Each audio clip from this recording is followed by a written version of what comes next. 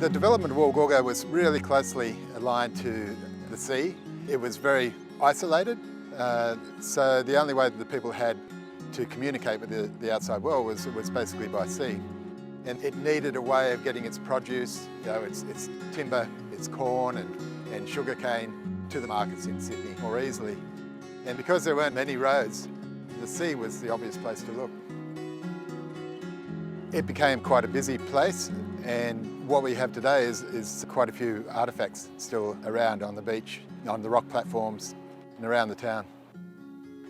In the early days, goods, etc. were taken out to sailing ships through the beach, through the waves, and that was quite dangerous because it could damage the products, so then a number of jetties were built.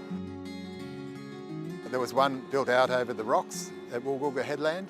Another smaller one was built just near the current boat ramp, and then there was a government-built jetty that really facilitated produce, etc. being brought into and out of Woolgoolga. The Maritime Heritage Project under the Marine Estate Management Strategy is a project to try and tell people about maritime heritage so that they can help protect that heritage themselves. Maritime heritage is all about the way that people use the water, the way they interact with it. So maritime heritage can be piers or jetties or wharves.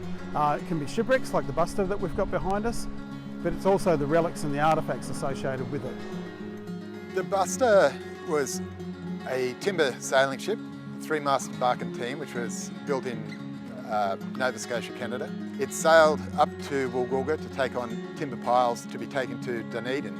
And the seas started to rise, so it put out anchors and tried to ride out the storm.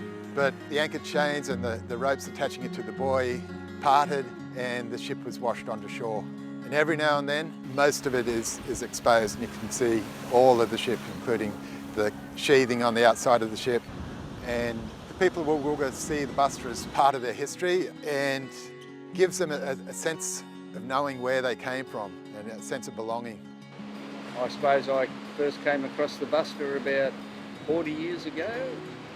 So I was going along the beach and a couple of friends of mine who lived here told me the story on it.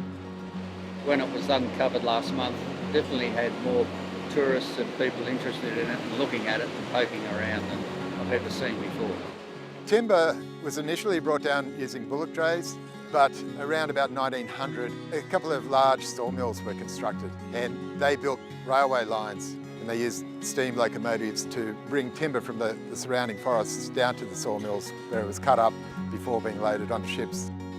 William Pullen's first jetty was built over the rocks on Woolgoolga headland, and there are a number of piles which are uncovered from time to time, and then there's a number of holes which are cut into the rock.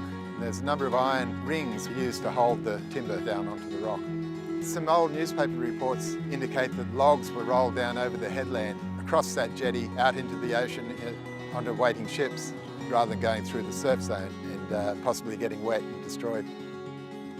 The main government-built jetty, a lot of that was lost during storms, and then the piles were blasted out of the sand. If you find anything from a shipwreck, because they're protected under legislation, you should get in touch with Heritage New South Wales, who managed all these types of sites like the Buster behind us here, up and down the state. But it's best to be left on the beach where it is the safest place for it.